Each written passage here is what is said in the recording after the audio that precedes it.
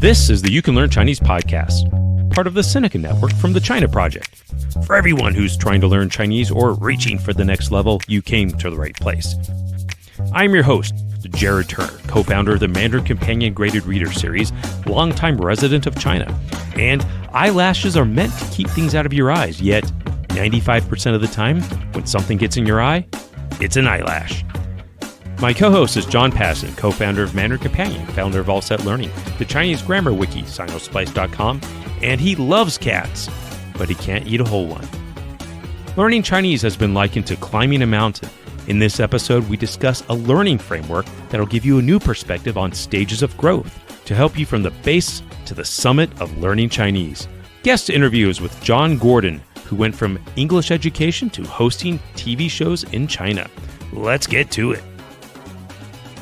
Hey guys, this is Jared Turner joining you from beautiful Utah up in the mountains. Hi everybody, I'm John Pasden. I am still in Shanghai, China. How's it going? John, you ever getting out of that place for any trips or anything this year? Oh, the trip home to the U.S. is long overdue. I'm going to go see family in Atlanta, so I'll be in the U.S. in July. Oh, that'll be great. Welcome back. First return to the U.S. post-COVID. Can't wait. I bet. Well, it'll be good to have you back here, even if I don't see you while you're here. It's a big country, yeah. Okay, so today's topic is one that should be quite familiar to teachers. This is something that I studied in grad school for applied linguistics. This is something that language teachers often are very familiar with when it comes to setting objectives, planning courses. But it's also something that individual learners can use as like a lens, a way of looking at their studies and getting some more insight. So what I'm talking about is this framework known as Bloom's Taxonomy. Yeah, John, this is something that when I had first learned about it, I was in grad school as well, I guess, and it was almost like a revelation. It was something that I thought was really interesting, captivated my attention, and I think it's kind of exciting to unpack this a little bit and see how it applies specifically to language learning and anyone out there learning Chinese. Okay, so this thing has been around for a long time. It came out in the 50s. Benjamin Bloom oversaw the creation of this thing. And it's also undergone some revisions over the years. So we're going to be talking about the most recent one. I think it's the most straightforward, the easiest to understand. And so let's get into what it is. And John, what does taxonomy mean? Okay, so it's not for your taxes, Jared. It is a system of classification. Think of like naming all the animals in biology. In this case, it's classification for types of learning. That's right. And so Bloom's taxonomy is specifically, it's kind of a classification for like different levels of thinking, comprehension, and cognition. Right. So today we're going to talk specifically about cognition because that's what most people are talking about when they're talking about the levels of Bloom's taxonomy. And as you're listening to this, you can think about how this applies to not just obviously learning a language, but really anything that you're learning and other things that we do and skills that we develop in our life. So, all right, without much further ado, let's jump right into this. So the bottom level, okay, this is the base of the pyramid. And in fact, if you do Google this, you'll see a lot of images of a pyramid. So there's kind of like lower levels of thinking, cognition, and then higher levels. So the one on the very bottom is called remembering. So it's kind of like recognizing and recalling information. So this is just kind of like basically acquiring something that's just data, just memorization. So you can know something, and that is kind of considered the base level of Bloom's taxonomy. Right. These are just facts. And you do need to do this. You can't just jump to the top, right? You got to stop at the base level, and you got to remember the information. Okay, so number 2, going up one. There are 6 levels total, by the way. So number 2 is understand. So you understand the basic concepts. You can put them in your own words. You can recognize them. So it's a little bit better than just remembering the facts because you can put them in your own words, right? So you're going up a little bit in complexity in terms of cognition. So the third level is applying. So this is specifically, all right, now you memorize things, you collected some information, you understand, how it can be used, and how it fits into things. But applying is now, okay, it's applying that knowledge, right? But specifically on this level, it's a little bit more about using that information in a new way. So it's kind of bringing it all together and kind of comprehend it. Okay, you understand how it's applied. Well, then go ahead and apply it. Go ahead and use it, right? And these first three ones, so the remembering, understanding, and applying, I know, in the old model, they were kind of considered this as the lower level of, thinking, if you will. I think in the new model, it's not, there's kind of lower to higher levels of thinking, but they don't necessarily classify those bottom three, just say these are the low levels. But yeah, those are kind of like the base things that you need to know to really kind of develop, knowledge, skill, and proficiency in something. Well, I think these three levels are also useful in terms of just, if I want to do something in a language, it's often just, remember the words and the grammar, the pronunciation. I understand how it works, and then I say something, I apply it, right? So just the very basic communication, it's these three levels. Well, John, yeah, that's a language right there. Is okay. I can remember the words, I understand what they mean, and I can use them, I can speak. Isn't that enough? Especially for learning Chinese, what else do I need, really? Well, if you want to get a little more complex in your thinking, in your learning, in your use of language, then you can move on to number 4, which is analyzing. So if you're going to analyze, you're going to be able to break things down. You can compare them. You can distinguish between different types within some category. So analyzing is definitely more complex than just applying. Yeah, John, I think at this analyzing stage, this step 4 here, it's also one of those points where you understand the language well enough that you start to really understand some of the differences between your own native language and Chinese. You really begin to, sometimes at this point, you're really dissecting, maybe characters or something, and understanding some of the more nuanced aspects of the language that aren't readily apparent to you at earlier stages. But that leads us also to the 5th stage, which is evaluating. Okay, and at this level, it's more of like learners, they're able to critique, they're evaluating their own use of the Chinese and of other people. Obviously, we always self-critique, we always think it's never good enough. But, at this point, it's a little bit more objective. You have a better grasp of the language. You have a better understanding of how everything works. And so, this is something, when you speak, sometimes you're like, I know I said that wrong, right? And so you're able to, you're kind of almost sometimes that evaluating in real time. You can go back and, correct yourself. You can also maybe analyze and understand the quality of different texts and critically analyze those as well.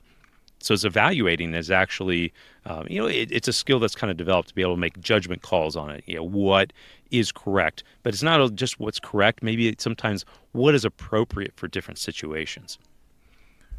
Right. So it's definitely more critical. You can criticize, you can judge, you can maybe prioritize.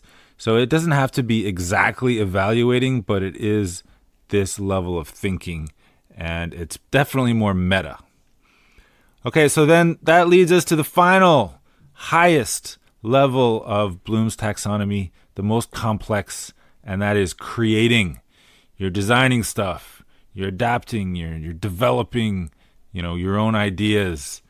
You might be modifying, collaborating with other people, but you're using language in this case to create new stuff. And to be able to do that is definitely the highest level. And it's going to involve the other skills as well, but it's going to bring it all together to create something new. And, creating is perhaps the most difficult aspect of really life, of all the things we're trying to do. Creating is not an easy task. You can obviously get better at it, and specifically in different types of things you're creating. But, think about it the first time you've tried a new recipe or something. Maybe that's really slow or difficult. You don't get it right. But with creating, in the language, as John's pointing out here, it's more than just being able to speak, and say create language. This could be things such as, obviously writing essays, but more like delivering a presentation. So you're pulling together all this information and you're creating it something new. It's maybe participating in some sort of debate. Maybe it's actually writing a joke, that hopefully is funny. So there's a whole lot of aspects here in creating, which really can make it a challenging task, but very rewarding at the same time. Yeah, I remember when I was still living in Hangzhou and I was improving my Chinese quite rapidly, working quite a lot on my Chinese. I had never heard of Bloom. Well, maybe I'd heard of it. But anyway, I wasn't too familiar with Bloom's taxonomy at the time. But I remember thinking, all right, my Chinese is all right. I think I want a new challenge, I'm going to create some dialogues. So I'm going to write in Chinese a dialogue between two Chinese people, and I'm going to try to make it as native-like as possible. And then I'm going to show it to my teacher, and we'll talk about it. And at the time, my Chinese was okay, but let's just say I was skipping from the applying, stage 3, all the way to the top, creating, when I hadn't done a whole lot of the analysis, the evaluation, those other, higher complexity things. And my teacher, I remember her feedback was just like, oh, this is interesting. Like, there were just so many problems. And so it was really useful for me because I realized, that I had some weaknesses I wasn't aware of.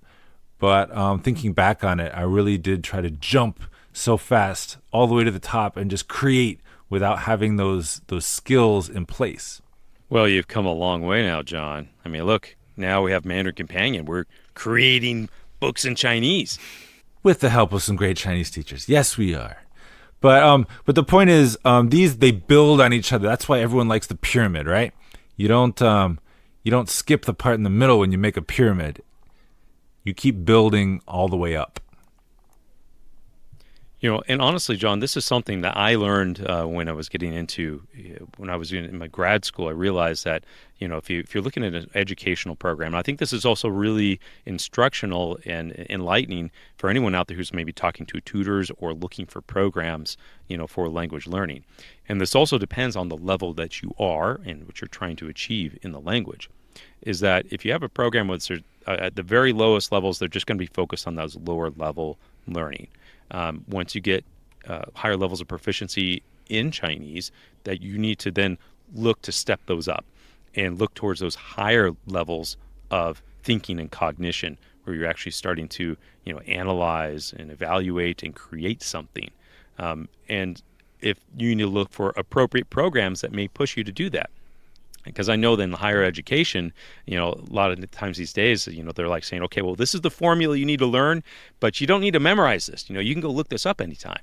We need to understand how this works and how it works in the real world, and then understand how all these things fit in, and then how you can use it to, create something, right? So that's really where things are these days, because the access to information can be immediate. So we may not always need to memorize all these facts and figures like perhaps we did in yesteryear. Yeah, and you can see how Bloom's taxonomy comes into play for things like tests. So if you look at a test and it's just mainly recall, like testing your knowledge of just words, then that's at the remember stage. And it's got to be a pretty well-designed test, and maybe a pretty complex test, to really be testing the higher levels of your abilities. So if you're doing a Chinese course and maybe the end of it is some kind of project where you create something, then you can really feel that the teachers are applying this hierarchy of cognition that we see in Bloom's taxonomy. But if it's all just test-based and recall, well, then that's just the old memorization style, and it's all kind of lower level. And that's a really good point. I think that's a great way to sometimes evaluate a program that you're looking into, because frankly, it's easiest to do those just, memorization, do you remember what this character is? That's the easiest test to create. It's harder for a teacher to go on and create some of these and organize and design these types of projects that you're mentioning, John. And it's harder for the learner, but that challenge is what makes it interesting. So it's one of those things of you put a lot of effort in, those things can generate a lot of return as well. So I think that's the great thing about Bloom's taxonomy. It's a great framework for us to evaluate, where your efforts are being put, evaluate where you are, and perhaps also might create a framework for you to help you understand, hey, what level do I really want to achieve in the language? If you just want to be talk to the person down the street or at the shop, maybe you don't need to really reach into some of these higher levels of Chinese. But if you want to pursue a career where you're using Chinese, for work purposes or, creating things, you definitely need to make sure you're thinking about these higher levels of cognition in the language. Okay, so if you're new to this idea of Bloom's taxonomy, you might want to Google it or Chat GPT it. Another useful thing to check is Bloom's taxonomy verbs. That's something that teachers use a lot. Like they use specific verbs to address the different cognitive levels. But we hope this is useful for you, And remember, this is just one more thing that can help you in your toolkit, and you can learn Chinese. All right, John, we have got a few listener questions, so let's go ahead and kick into those. All right, this comes from a listener's comment on YouTube for episode number 80, Games for Learning Chinese. So this is by listener Hart, and it looks like they have a chubby lion or something as an avatar. I'm not sure who this is. Anyway, I'm going to guess that she says, I really enjoyed this episode. I'm an avid gamer, and I've been trying to incorporate learning when playing games, though I mostly play video games rather than card or parlor games. I've been using the Chinese audio in one of the games I'm playing right now, and I find that repeatedly hearing a specific phrase can help me to remember that phrase. I've definitely learned a few Chinese slang from just reading the chat in online multiplayer games. I think gamifying language learning can be really successful because it's so fun. I love the interview with Martina Fuchs and how she talks about how language has impacted her life, and it's amazing how quickly she was able to pick up Chinese. I agree with her advice to keep practicing during those 15-minute train rides every day, and I find that filling that time can be especially beneficial during a busy day. I would love to learn more about video games in Chinese specifically since I think they're accessible for anyone and it can be a really useful tool for communication. When I'm in an online multiplayer game and if one of my teammates speaks Chinese, I feel too shy to speak up and practice with them, but I really want to. What would be the best thing for me to do in this scenario? Are there any Chinese video games you guys recommend for practicing reading or speaking Chinese? All right, so first of all, when it comes to speaking up, it's going to be really hard if every time they're saying something different and then you have to figure out what they're saying and then figure out how to reply. That's probably not going to work too well. So I think for this, it really helps to do a little bit of prep. If there are certain situations where they frequently say something in Chinese and it's kind of along the same lines, then you can prep for that, right? You can think about what have they said before, what might they say in the future, what is that Chinese, and then what am I going to say in response? And if you have a Chinese teacher, then they can help you. If not, you can still do a lot of stuff on your own. Maybe look up some words, think of some things you might want to say, find sample sentences in Pleco or look up online stuff. You can definitely find words and phrases that are short that you can just throw in. And it's important to do just that, I think, first, because what you're doing is you're signaling to the other people that, hey, I do speak some Chinese and I want to use it with you. And I'm not going to, try to make a speech, but I'm just going to use a few things here or there and just get the ball rolling that way. Yeah, and I think specifically in her case there, she's got some teammates, you're on the voice chat or whatever in your game and they're speaking some Chinese. I think what would actually be great is just start throwing a word out there. I think sometimes we get a bit intimidated saying, oh, they're speaking Chinese, therefore I need to speak all Chinese. No, hey, just get started. Just kind of dip your toe in the pool, really. So throw a word out there. And in this, you start learning some of these specific words to gaming. Like, John, I don't know what's the word for headshot, in Chinese.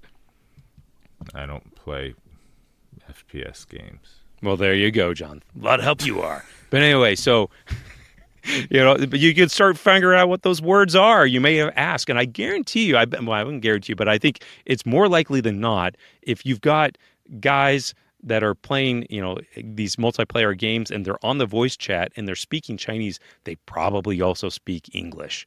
So it's one of those things you start picking up some of the words and start peppering it in there. And once you get a little more comfortable with some of these new words, the gaming terms or whatever, then you start throwing them in. And maybe it's a great way to start practicing. And maybe you're not really having great long conversations, but you're using Chinese. And if you're enjoying it, and you're learning something, you're building some proficiency, then win. Yeah, and she says teammates, so I think it's good to just kind of start small and just build your way up from there and see how it goes. And for listeners out there, do you have any games that you recommend for learning Chinese? Specifically, I would say video games, PC games, things like those. Yeah, I've definitely seen a few comments like on blogs and stuff or maybe on YouTube videos, but I don't have any personal experience in that. Yeah, me neither. I've actually kind of have to give up games here and there, John, because they consume my life otherwise. Yeah, I've been hearing a bit of that over Tears of the Kingdom. Yes, my son's got that now. But if you have got a game you would like to recommend that you say, hey, there's a lot of people here who speak Chinese or maybe, that would fit this scenario, hey, leave us a note in the comments or on YouTube or send us an email, and we'd love to share that. Okay, and here's another question from YouTube from Vedant M. John and Jared's advice is that musical ability can potentially help learners identify tones better, but it shouldn't be the deciding factor on whether or not you should start learning Chinese. One question that I still have is, are there specific instruments that give learners more of an edge? Okay, so I'm not a musician, but I would say no. Jared, anything to add there? I don't think there is an instrument that would give you an edge. I think if anything, it was actually probably more singing might give you an edge as opposed to actually playing an instrument. That's a good point. Also, drums probably less useful. Yes, maybe, unless you kind of get the pattern, the beat of the language, But I don't really think specific instruments would give you an edge but I think overall and this is one of these things too, is that like you can casually play an instrument, but I think what's getting to the music theory is probably something that might help you a little more. I'm just pulling this out of my head. But I mean, listening to the music as a musician is going to help your ear, so that's got to help at least a little bit. And then, like Jared's saying, voice is going to help you with tone, pitch, so that should also be useful. But it shouldn't be like the major factor in a decision to learn Chinese, right? That's right. Well, John, I guess you don't have to learn how to play accordion anymore. But I want to.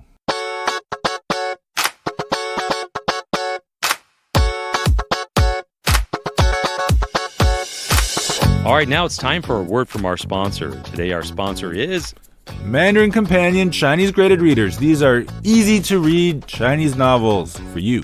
And today we're talking about Charles Dickens' classic, Great Expectations. Right. This is a level 2 novel in 2 parts.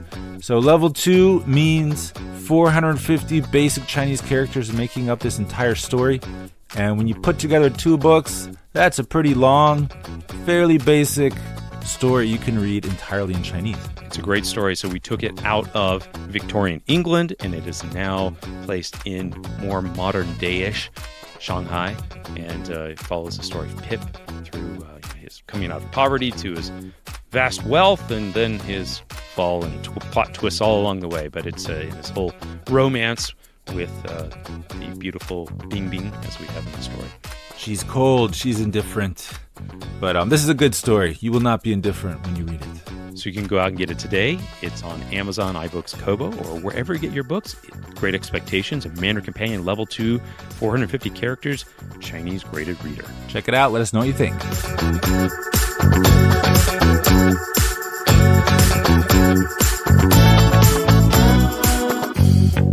All right, now it's time for rants and raves. John, what do you have for us today? Do you have a rant or do you have a rave? I have a rave, and it's a little bit of a cop-out because it's about food again. I know I've done food many times. But, food is one of the great pleasures of living in China. And I've always been a fan of the potato. My family is half Irish, half Polish, so we're all potato fans. And China, they don't really emphasize potatoes for the most part. I feel like a lot of Chinese cuisine sees the potato as not worthy of the great dishes. But man, there's some good dishes. So there are the spicy sour potato strips, 酸辣土豆丝, and that's really good. But there's also this other one, which is especially good. And I have a picture of this and an old blog entry on Sino's Place, my blog. And it's called 椒盐土豆. And so literally, it's salt and pepper potatoes. But if you also add a little bit of hot pepper, or maybe just some yellow, red, green pepper, it is so good. And if you go to China, and I know you're all coming over now that COVID's over, I'm coming, John. You should try this dish. You can get it in a fair number of restaurants, maybe not every restaurant, but if you like potatoes, this is the one to get. And we'll put a link in the show notes so you can see what this looks like, because it is mouth-wateringly delicious, and you can tell by the picture. I gotta say, my favorite is the tudou niu rou, over the la mian. So the meat and beef and potatoes on the pulled noodles. That's my favorite. All right. I guess I'm just kind of old school that way. Okay, so potatoes. Jared, what do you got? Rant or rave? John, I have got a rant.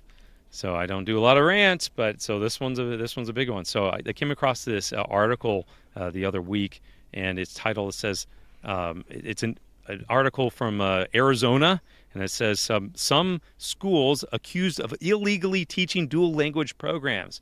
And so what this article is explaining about, there's the state of Arizona here in the United States. They have the state superintendent is cracking down, saying some of these schools are doing dual immersion programs illegally.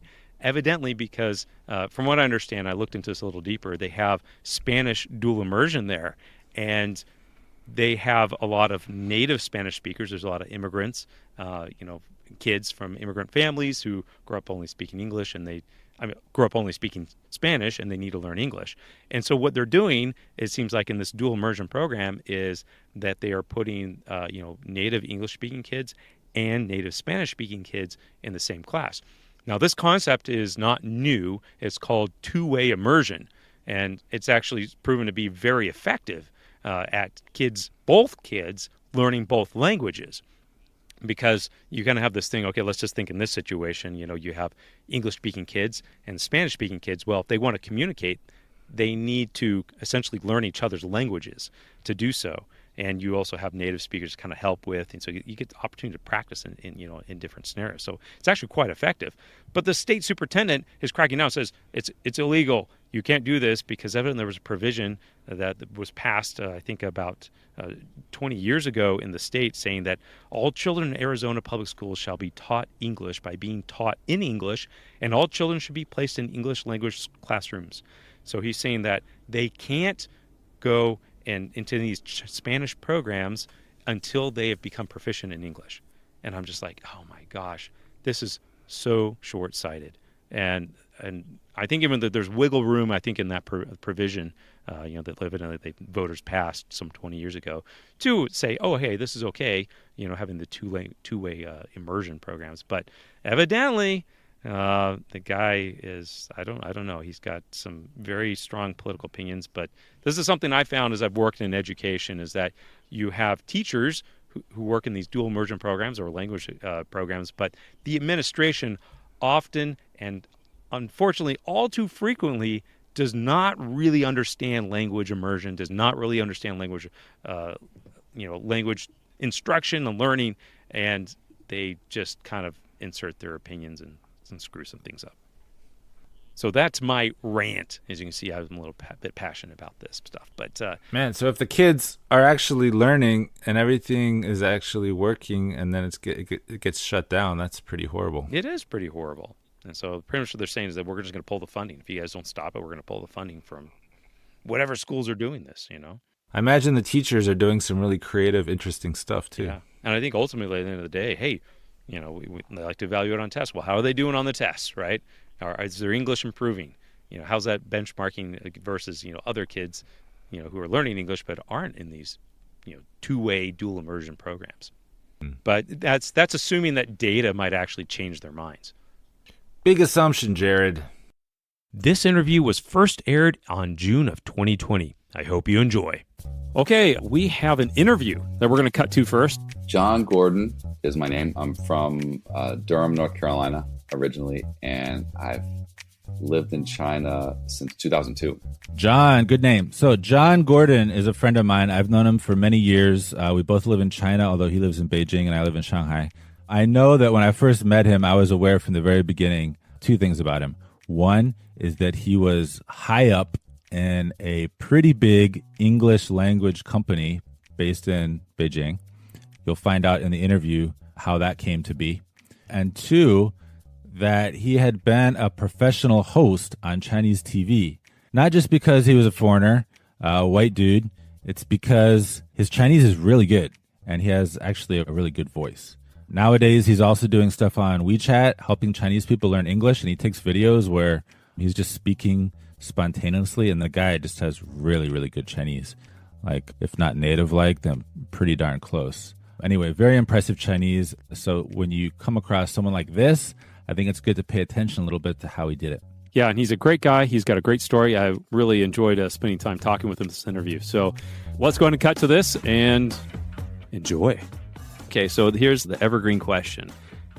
Why did you start learning Chinese? It was kind of a random occurrence. I was in high school and I'd finished most of the requirements for high school in my junior year of high school. And I saw that there was a study abroad program in China. Kind of randomly, the program came to our school and did like an information session. I skipped it. I didn't go to it, but I heard some friends talking about it. And I was in our guidance counselor's office and I saw there was like a little pamphlet introducing this program about study abroad. And it was a program called School Year Abroad. And they had programs in 3 countries. One was Spain, one was France, and one was China. And my thought was, it would be really fun to go somewhere and have an experience somewhere for my last year of high school. And the France and Spain programs had been going on for like 30 years. They were all 2 semesters. So it would mean going abroad for all of my senior year. And the China program had just started. And at the time, it was just 1 semester long. So my thought was, if I went away for a year, I would miss my whole senior year with my friends at school and I would lose all my friends. That was my sort of immature high school thought.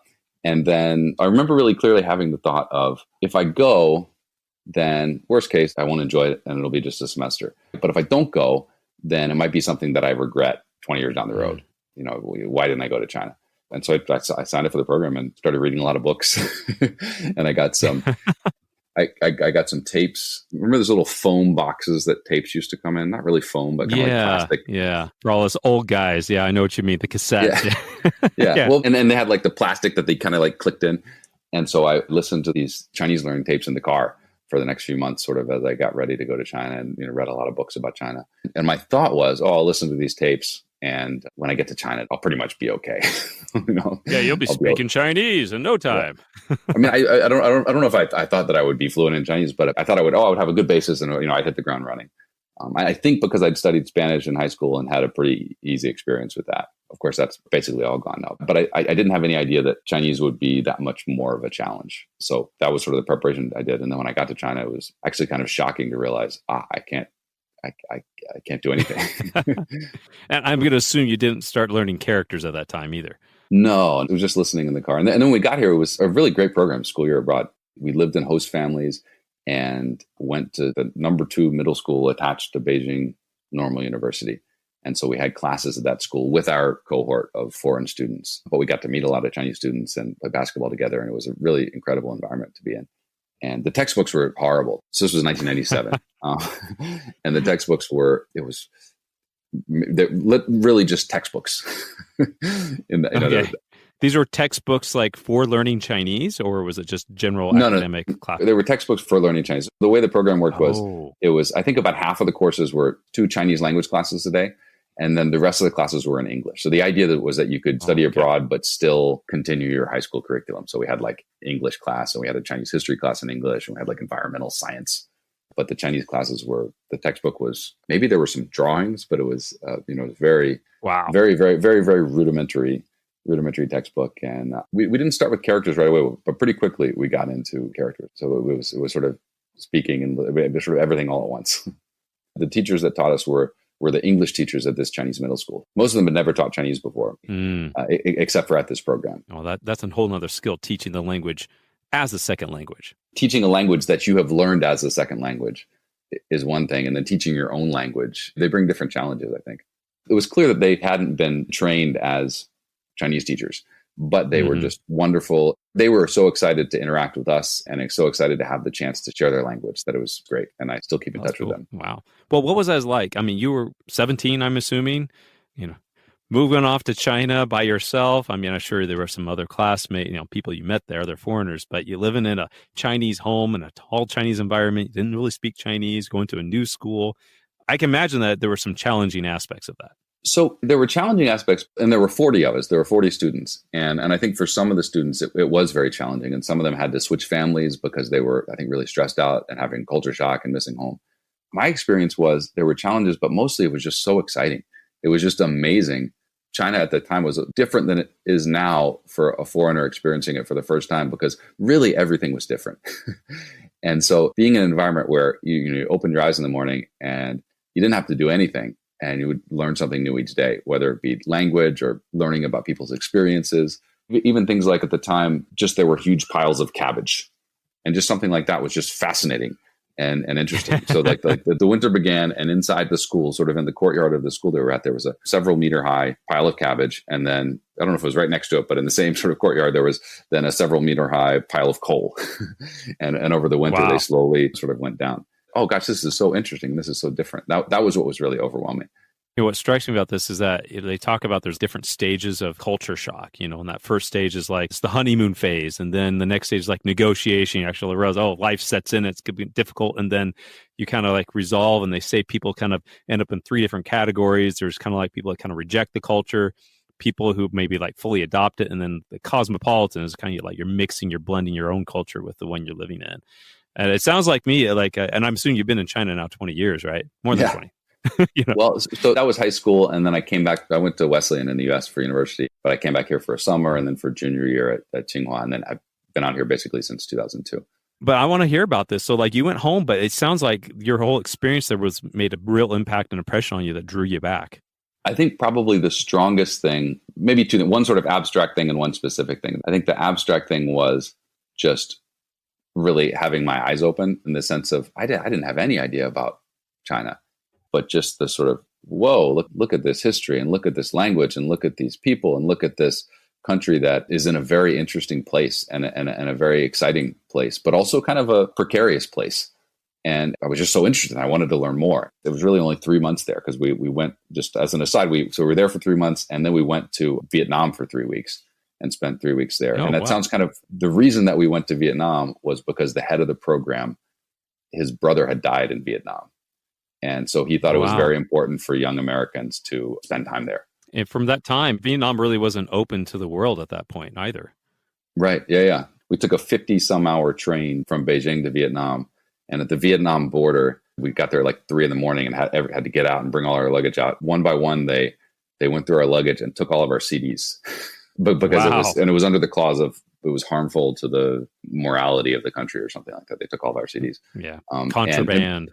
But it was just one border guard who was doing that. And another border guard sort of told us that, if you just hide it under the bush here. So some people just hid their CDs under the bush. But that was another sort of amazing and really eye-opening experience because it was 25 years approaching the anniversary of the Christmas bombings, which was a period in like a very short amount of time when the U.S. dropped more tonnage of bombs on Vietnam than like all of World War II or something like that. In a very short time. But back to China, it was just a really visceral feeling when leaving of thinking, I'm definitely going to come back. And I know that whatever I do in the future is going to be somehow related to China. So that was sort of the vague thing. But I think on a more specific side, in particular, the relationship with my host family and particularly my host brother was really meaningful and sort of connected with that general idea of wanting to learn more or maybe help to push that. He could speak a little bit of English and I sort of slowly was learning Chinese, but it was really sort of the process of us learning about each other and talking about our different countries. And that was really a powerful experience. Also from a language learning perspective, he was excited to learn English and he was also excited to help me learn Chinese. And he was just super patient as far as correcting me and sort of working with me. I think it was in particular the R sound in Chinese, like zhang.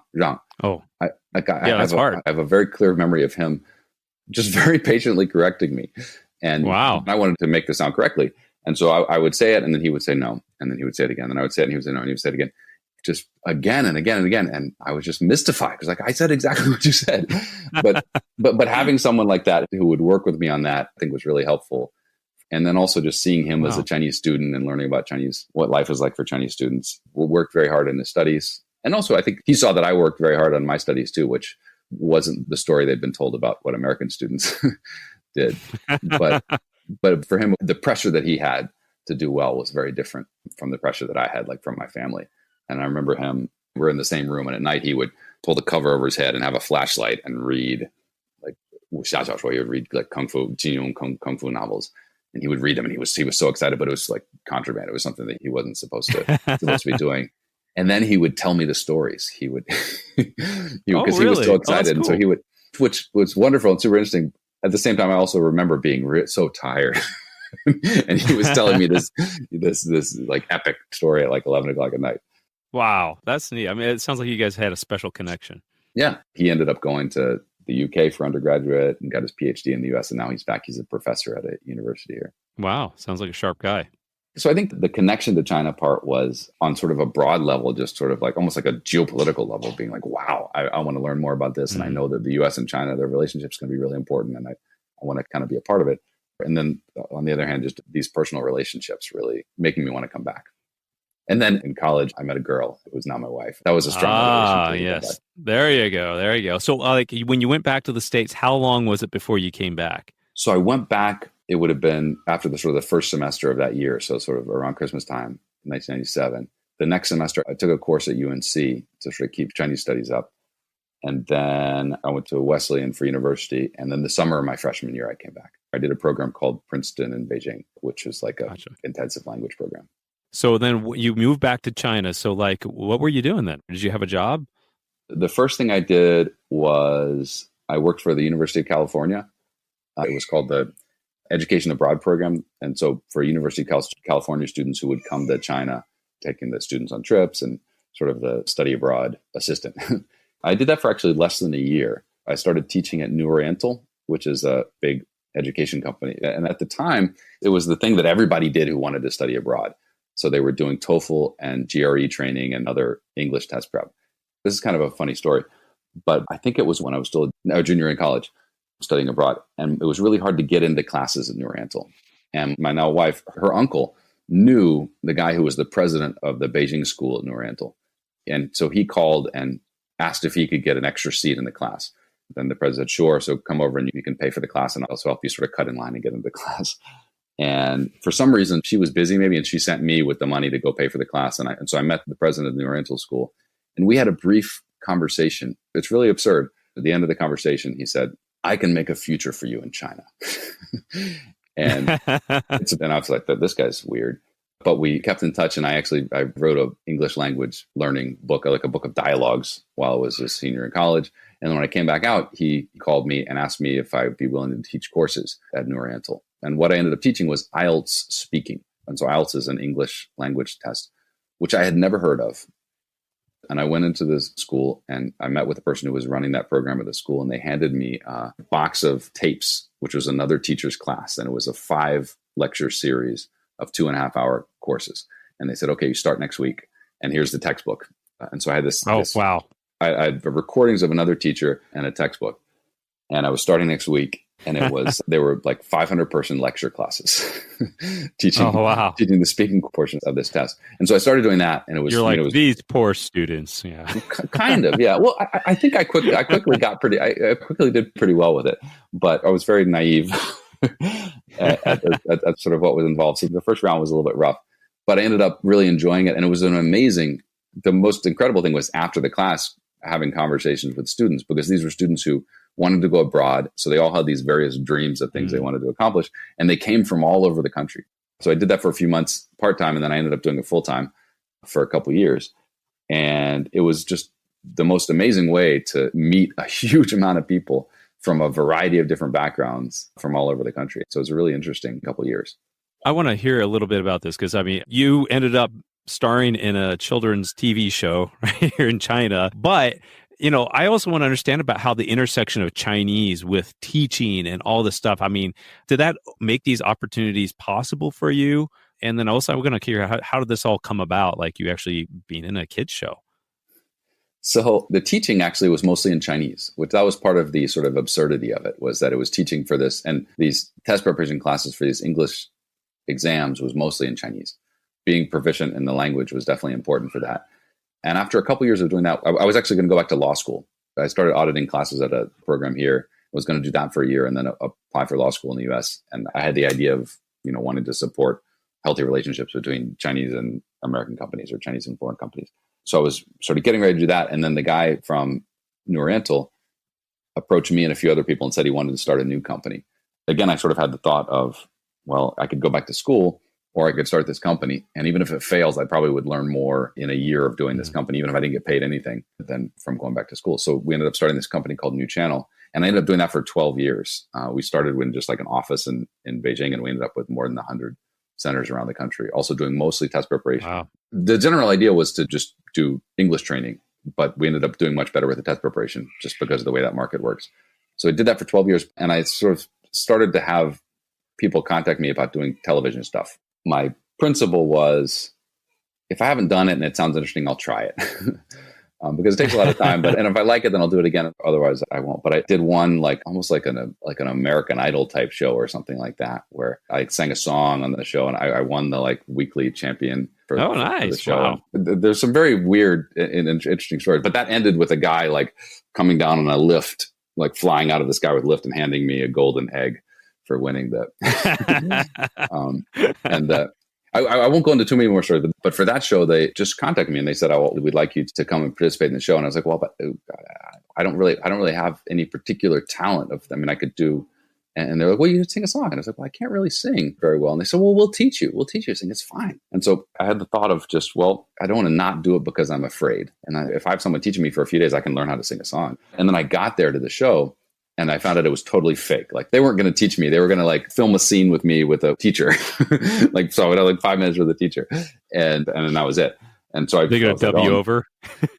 Well, I was like, what am I going to do? And then so I went to a karaoke place just by myself, and I just sang the song again and again and again for hours and hours and hours. Oh, and then they didn't want to dub me, but they wanted me to do a pre-recorded one and then play that. That didn't feel honest to me, and so and I didn't do that. But I think part of the reason why maybe I won the weekly prize for that was that I was the only one who was actually singing at the show. So there were 2 other people who were singing, and then there was a set of twins who did the hula hoop. That was okay. So maybe not the stiffest competition, maybe right? Not the and the other people who were singing were just sort of very obviously lip syncing. And then I ended up I had a blog, and so I was blogging in Chinese, and somebody left a comment on my blog and said, "We need a host for this show. Are you interested?" And I replied and said, we can talk about it. And it ended up being a show for CCTV4, which is the international channel. It was a show called Happy Learning Chinese. It was a really tough decision because I kind of had to leave the company halftime for a couple of years. But the opportunity was to go along the entire coast of China, starting up in Dandong and literally every county along the coast of China doing an episode. And so I ended up doing that for about a year and a half. We did 370 10-minute episodes, literally every county, except we didn't go to Hainan because we didn't go to Taiwan. And if we went to because if we went to Hainan and didn't go to Taiwan, it was politically sensitive, right? So we did the coast. We didn't do islands. Gotcha. It was a very strange show because it was the Chinese international channel. It wasn't the English international channel. The target audience was Chinese people abroad. So for this Chinese learning channel, effectively the target audience was kids of Chinese abroad who, maybe spoke Chinese at home, but were kind of missing some vocabulary. I guess so. Yeah. Heritage learners, right? So the show was me and the female host would kind of walk along and talk about these tourist things that we were seeing. And then all of a sudden we would stop and turn to the camera and say, this word that we just used, and then explain it in English, and then have an example sentence of the word. So it was a very bizarre show. The biggest audience ended up being old people in China who were kind of traveling vicariously through us. Yeah. There's a lot of cultural aspects, I expect, if you're going through all the different counties, all these towns and all these places around. People were really excited about it. We had a very vibrant older audience in China. Wow. And so also you got the young kids or the old people, right? It was broadcast at 5 a.m., 1 p.m., and midnight. So, old people get up really early. They're at home during the day. And it was actually really good. At that point, I spoke pretty well, but it was a really good learning experience. It was really good for my language because we had these scripts every day and had to memorize 10 or 15 sentence dialogue and then record it. And then memorize another 10 or 15 sentence dialogue and then record it every day. I highly recommend it for learning language. Have someone try to film you do a dialogue again and again and again. We did a kid show with puppets for our company. It was in collaboration with Hunan Television here. Yeah, that was fun. You're pretty much a big deal in China, so I'm big in China. I would say, no, not a big deal. I had a complicated relationship with doing the television stuff because, for instance, I actually did dress up like a monkey. It was Sun Wukong. It was like the Monkey King. It was when we went to Huaguashan, which is where the Monkey King is from in Journey to the West. Everyone from the crew sort of dressed up as different characters from Journey to the West, and we sort of reenacted a scene from it. So I was always a little bit sensitive to being sort of like the foreigner on TV. Mm-hmm. You want to be one of the token white guy. Yeah, but I realized that somebody has to do that, and it's important for people to see normal people in the media. And I always thought, well, this is a chance for Chinese people who might not have much exposure to foreigners to see, oh, we're more alike than we are different. I still feel there's some ways in which there's tensions right now and tensions about being a foreigner in China. So I've done a lot of stuff recently with Douyin, sort of like TikTok videos and things like that. The way I sort of think about that is as a cultural communication opportunity. So it's a chance to, on the one hand, say that there are things that I can't talk about, but I'm also not going to just sort of say what people want to hear. So there's very much an appetite now in China for people to say, oh, China is so wonderful. And, oh, look in the West, they don't even have WeChat Pay in the West. And, oh, things are so inconvenient. And actually, life isn't really that great over there. That's sort of appealing to what people want to hear. And I think I can provide a different perspective from that and provide sort of what I think is a more balanced and kind of honest perspective. That is needed. I mean, it's always good for everyone to have some sort of balanced perspective, right? Well, John, something I also want to kind of hear about a little bit from your experience is that you've obviously achieved like a high level of Chinese. And, for a lot of people, you probably might be listening to this to kind of say, like, how did you actually like kind of get to that level where you're good enough to be on TV, that type of thing. That's a level that not everyone obtains. So I just kind of hear from you, like, what do you think really made that difference from you? You went from like, okay, I'm competent in Chinese to like, wow, now I really feel like I have a level of fluency. I can handle myself. There's something to be said for I did start early in the sense of, I was here as a 17-year-old for a few months, and I certainly didn't become fluent in that period, but starting early is helpful. I think if there's a specific thing I did, going back to that experience with my host brother, of him really jumping into that experience of, I think I'm making this sound right, and you're telling me that I'm not doing it correctly, and really jumping in and say, what is going on here? And so I think at an early point, really jumping into that and really kind of accepting that, whoa, I'm wrong, but also having the confidence, having the drive to be like, I'm pretty sure I can make this sound eventually. And I'm pretty sure I can make it in a way that is not just understandable to you, but sounds right to you as well. I think something that was really helpful for me, and maybe it was specific to my situation, but was really jumping into pronunciation. I probably wouldn't have even called it pronunciation at that point, but just, I want to make this sound right. Because I think, one, you get a lot of rewards for doing that because you gain a lot of confidence, and you also get a lot of positive feedback. Particularly if you're in China, you get a lot of positive feedback, and it's easier to do it early on. I think with any language, once you get to a point where you end up using features of your mother tongue to sort of approximate sounds and approximate grammatical structures in your target language that make it so you're able to be understood, but you end up kind of using them as a crutch. Once you do that, it's not that it's impossible to change, but it's a lot harder to change than in that early period when you're sort of first figuring things out. Yeah, it's called a fossilization. You kind of make in like a bad habit or bad practice, and it may be really hard to change down the road. Yeah, so I think just the idea of just really jumping in the beginning. So I want to get the sounds right. And part of that is going through that stage of realizing, whoa, I can't even hear this sound, or, well, I think I'm making this sound, but I'm not making this sound. And really jumping into that, I think, is really effective. One other thing I would say is I think particularly for a language that, like Chinese and English, the two languages are pretty far apart. I think spending some time in the country with the goal of just learning the language, and like, that's the thing I'm doing right now. I think that's incredibly effective. And where a lot of people get stuck with Chinese, it's just kind of a hobby. And what happens is it falls by the wayside, and you end up not really putting in the time to do it. So I think with a language like Chinese, it's different enough from English that it comes with a sort of an extra challenge than something like French or Spanish. Really spending some time in the country, you're not just coming to experience life in the country. You're coming, and this is what I'm doing, is I'm going to really focus on language. I think that's very helpful. Yeah, I agree with that. I've noticed people who had that opportunity, that period, it kind of establishes maybe a stronger base moving forward. Well, like, I guess going back, if you had the chance to do it over, like, what would you do differently, if anything? So the first thing that comes to mind that I would have done differently. So that first time when I came here and I was able to stay here for a semester, and that feeling of leaving of like, wow, this has been incredible, and I really want to continue this experience. I know that I want to learn more. And so the one thing that I thought about doing at the time was actually taking a gap year before going to college and coming back for a year and doing the same program again, or doing something else in China for a year. I kind of wish I'd done that and sort of really jumped in after that first experience and had a more deeper experience after that, because it ended up being, coming back for a summer and then coming back for a year. But what is it? Turner and John Pasden, like you want to strike it while it's hot kind of. I sometimes wonder, like, what would I have established in that year?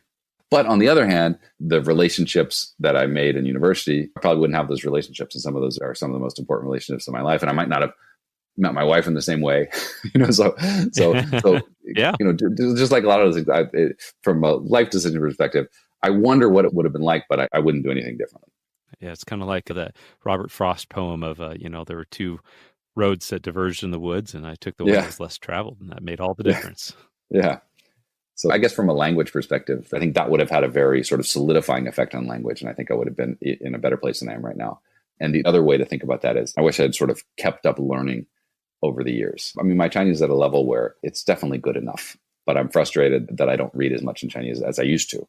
I don't write characters as much as I used to. And so I wish I'd sort of, once I got to the level of life is fine and I don't have any real barriers with language, I wish I'd still kept it up as a practice. And I can still do that. Mm. Yes. Yeah. And that's the thing about it, is you can always learn Chinese. Exactly. Well, and my son is, he's 5 years old. And so he's starting to, write some characters every day. So here we go. It's a great opportunity for me to be an example and also pick up my own studies. Well, hey, John, this has been really insightful. I appreciate you sharing all these perspectives with us. Thanks for sharing your story. Thanks. It's great to chat. I really love what you guys do. You have been listening to the You Can Learn Chinese podcast. Help us spread the word by sharing this with your friends, classmates, teachers, cousins, MC, host, presenter, waiter, maitre d', concierge, butler, and that one gal named Serena. Please subscribe to our podcast and share it with a friend. And if you enjoyed this episode, leave us a review. You can also reach out to us on mannercompanion.com or Manner Companion on Instagram, Facebook, Twitter, or TikTok. Apologies to John Cena. We just ran out of time. The You Can Learn Chinese podcast is produced by myself, Jared Turner, and our editor is Kaiser Kuo, and interview editor is Dominic Edgley. And I'd like to thank our special guest, John Gordon, and of course, thanks to my co-host, the man, the myth, the legend, John Pasden. See you next time.